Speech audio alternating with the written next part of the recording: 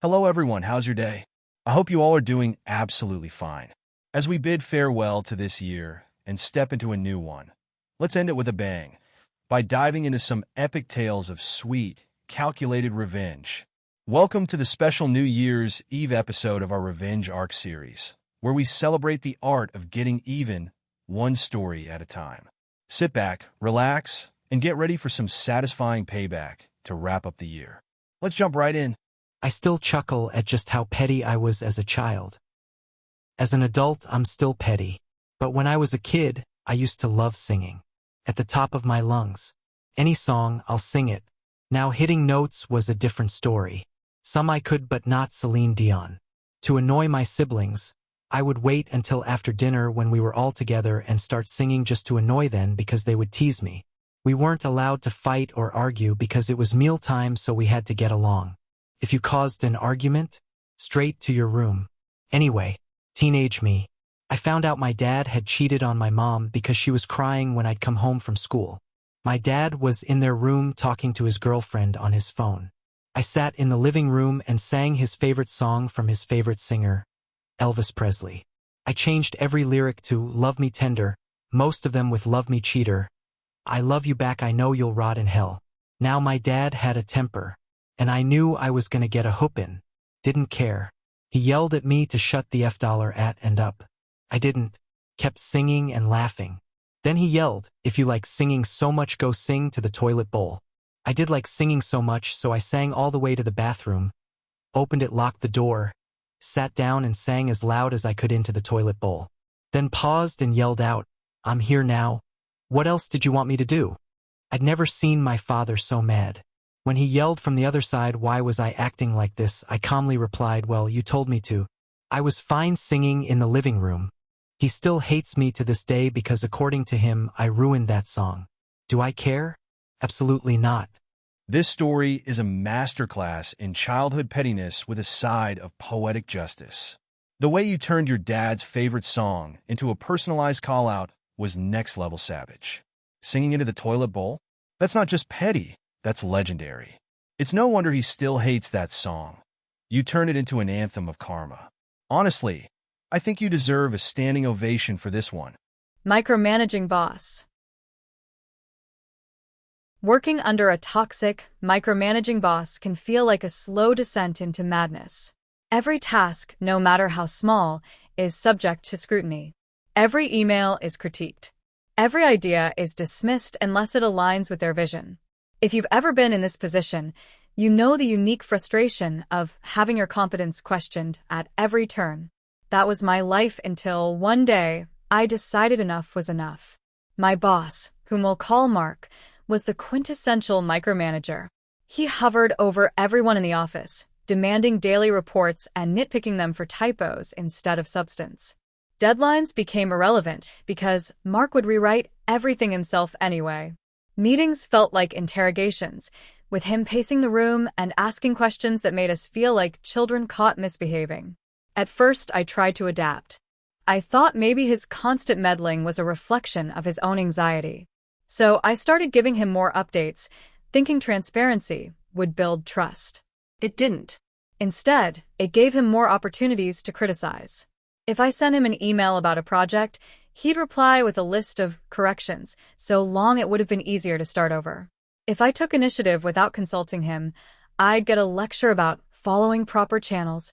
The breaking point came during a team presentation. I had spent weeks preparing, crafting a detailed proposal I was proud of. But as I stood in front of the room, ready to speak, Mark interrupted me less than 2 minutes in. He dismissed my work, claiming it was off-target, and took over the presentation, flipping through my slides as if they were his own. My colleagues avoided my gaze, and I stood there humiliated. That night, I couldn't sleep. Mark's behavior wasn't just annoying, it was sabotaging the team's morale and productivity. I realized I had two choices: continue being a victim of his tyranny or find a way to expose the flaw in his approach. I chose the latter. Mark's greatest weakness was his need for control. He believed he was the smartest person in the room and that the team couldn't function without his input. So I decided to use that arrogance against him. I started by following his instructions to the letter, but only in the most literal sense. If he asked for a daily update, I'd send him an exhaustive email detailing every trivial task I did, from answering emails to refilling my water bottle.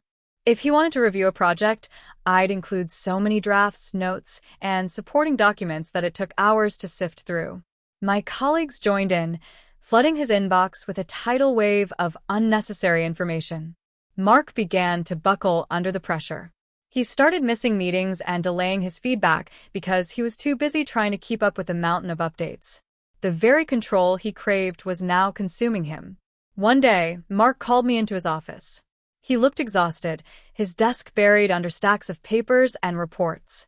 "This is too much," he said, rubbing his temples. "You don't need to send me every little detail." "Oh," I replied innocently. "I thought you wanted to stay on top of everything. I just wanted to make sure you had all the information you needed." He stared at me, realizing he had been outmaneuvered. For the first time, I saw a flicker of humility in his eyes. He mumbled something about delegating more and dismissed me. From that day forward, Mark's behavior began to change. He loosened his grip on the team, trusting us to handle our responsibilities without constant interference. It wasn't an overnight transformation. Old habits die hard, but the overwhelming flood of micromanaged details had taught him a valuable lesson. Control without balance leads to chaos. Working under Mark never became a dream job, but it became bearable. And more importantly, I learned something about myself. I learned that standing up to a bully, even in subtle ways, can shift the power dynamic. I learned that sometimes the best way to teach someone a lesson is to let them experience the consequences of their own behavior. If you're stuck with a toxic boss, know this: you have more power than you think. Sometimes it's not about confronting them directly. It's about finding their blind spot and letting them trip over it. A micromanaging boss can turn any workplace into a nightmare, but this story shows just how sweet revenge can be when you let someone drown in their own need for control.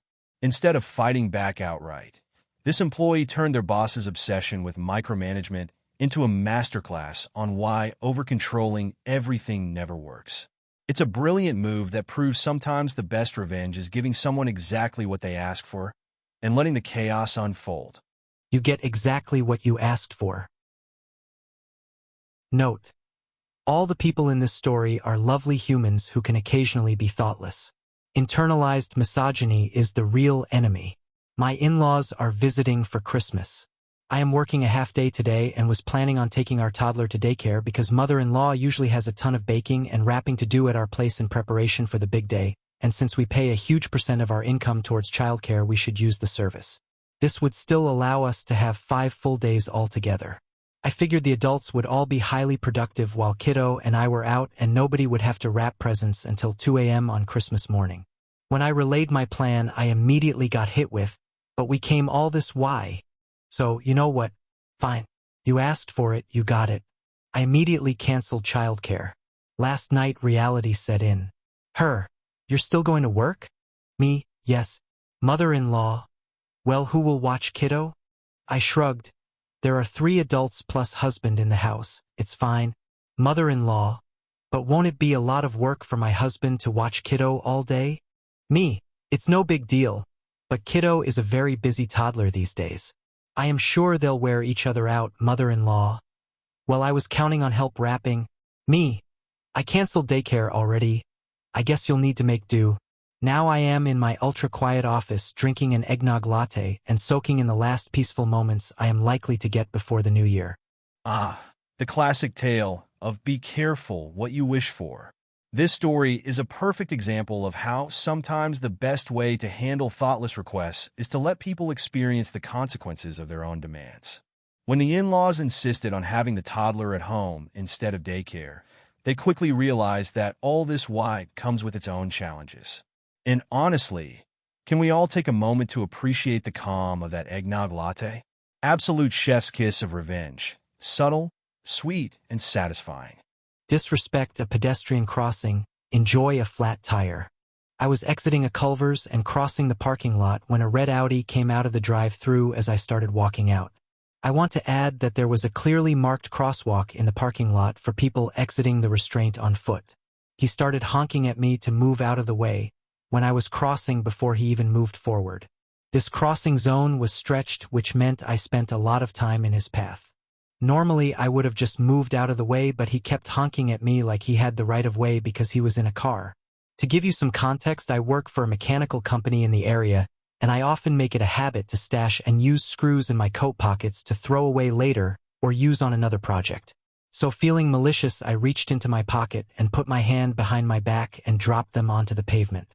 By this point, I was at honk 5, so I darted to the other side so the idiot could get by. Once he did, I quickly picked up 3 screws from the pavement so I didn't give anyone else any flat tires, and I got in my car and left. Maybe a block down the road, the guy was pulled over with his hazards on and was out of his car looking at his front left tire. I felt like blowing him a kiss, but I did not want to add insult to injury, and honestly, I really did not want to give him any ammunition against me since I was driving a company truck with my company's name on the side. Some people think being in a car gives them automatic superiority, but this story proves that disrespecting a pedestrian crossing can come back to bite, literally, in the form of a flat tire. The mix of quick thinking and just the right amount of petty made this a perfect case of instant karma. And honestly, who could resist that sweet satisfaction of driving past and seeing justice served? And there you have it. 4 stories of revenge served cold with a side of satisfaction. From turning dad's favorite song into a karmic anthem, outsmarting a micromanaging boss, showing in-laws the reality of their demands, to giving a disrespectful driver a tire they'll never forget, each tale proves that sometimes a little petty payback is all you need to set things right. If you enjoyed these stories, don't forget to subscribe and let me know your favorite one in the comments below. Until next time, stay fine and have an amazing new year.